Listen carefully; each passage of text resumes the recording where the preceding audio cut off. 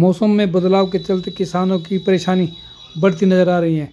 तेज़ हवाएं चल रही हैं और ओलावृष्टि का भय भी सता रहा है, लेकिन तेज़ हवाएं फसलों को बिछा सकती हैं।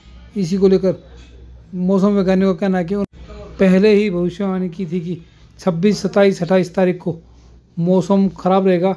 इस कारण किसानों को परेशानी झेलनी पड़ सकती हैं। मौसम वैज्ञानिक कहते हैं कि यदि मौसम इसी प्रकार रहा तो तापमान में हल्की गिरावट आएगी, जो फसलों को पकने में सहायक बनी रहेंगी।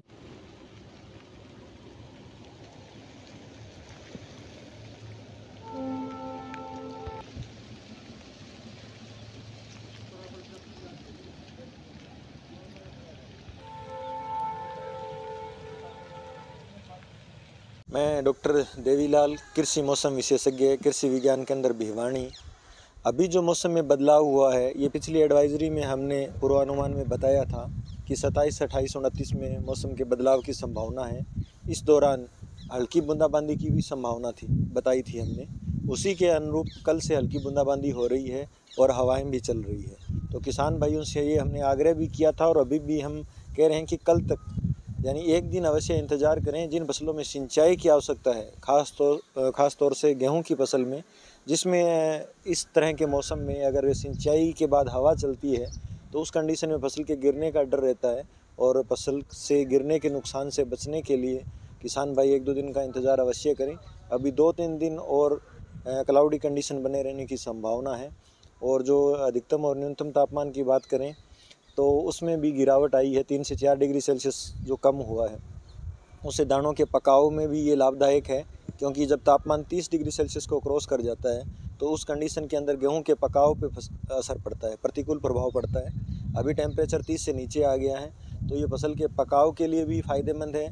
और इसके साथ साथ जो है वो आगे भी जो टेम्परेचर है 3-4 दिनों के दौरान कम बना रहेगा। इससे फसलों को फ़ायदा होगा। तो किसान क्या सावधानी बरतें, क्योंकि मौसम 2-3 दिन से वो खराब है। किसानों को ऑलरेडी हमने जो एडवाइजरी जारी की है और अभी हम बता रहे हैं कि कल तक और मौसम के में बदलाव रहने की संभावना है। उसके बाद में आगे 2-3 दिन बादलवाई ज़रूर रहेगी, लेकिन ये 1-2 दिन से जो हवा चल रही है बूंदाबांदी के साथ, इस दौरान पानी को एक बार रोक दें, ताकि अगर कहीं आपने पानी लगा दिया और ऊपर से ये हवा चली तो फसल के गिरने से नुकसान हो सकता है। तो अभी जिन फसलों में सिंचाई कर रखी है उसमें तो अपने कुछ नहीं कर सकते, लेकिन जिनमें अभी सिंचाई की आवश्यकता है उसमें अगर सिंचाई रोक देंगे तो फसल से गिरने वाला नुकसान जो है उससे हम बच सकते हैं। सरसों की फसल लगभग पक कर तैयार है, तो उसमें क्या ध्यान रखें, सिंचाई करें या पकाव पे फसल में सिंचाई की आवश्यकता नहीं होती। ये तो जनरल किसान भाई जानते ही हैं कि सरसों की फसल में 2 सिंचाई लगभग करते हैं किसान भाई। अगर कहीं रेतीली ज़्यादा है तो 3 सिंचाई करते हैं। अभी तो जस्ट सरसों की फसल का कटाई का समय आ गया है, तो कटाई के समय के दौरान अभी तो जो विदिन 1 वीक सरसों की फसल कुछ जगह कटनी भी स्टार्ट हो जाएगी। तो ऐसी कंडीशन में उनको कोई खास सावधानी की ज़रूरत नहीं। गेहूं और चना की फसल के लिए सावधानी बरतने की ज़रूरत है, स्पेशली गेहूं की, क्योंकि गेहूं की फसल में पानी लगाने के बाद में अगर ऐसी हवा चलती है, जो आमतौर पर इस मौसम में रहता है डर, क्योंकि अभी बूंदाबांदी भी हो रही है, तो नमी की मात्रा अधिक अगर है सॉइल के अंदर, ऊपर से हवा चलती है तो फसल गिर सकती है। मेरा नाम धर्मवीर है।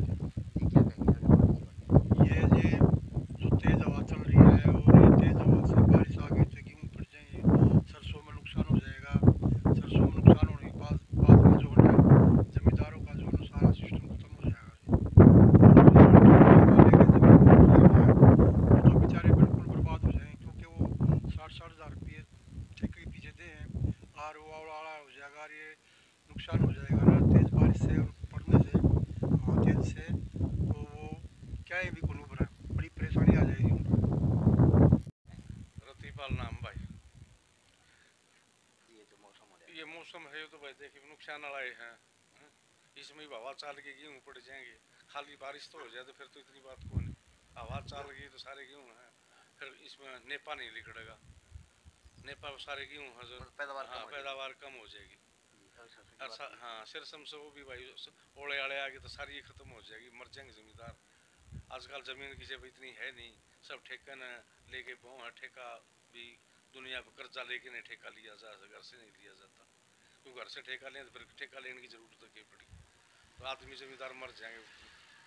मना जा ये मौसम किसानों के हाँ, हाथ में नहीं है। नहीं किसाना का मौसम नहीं है।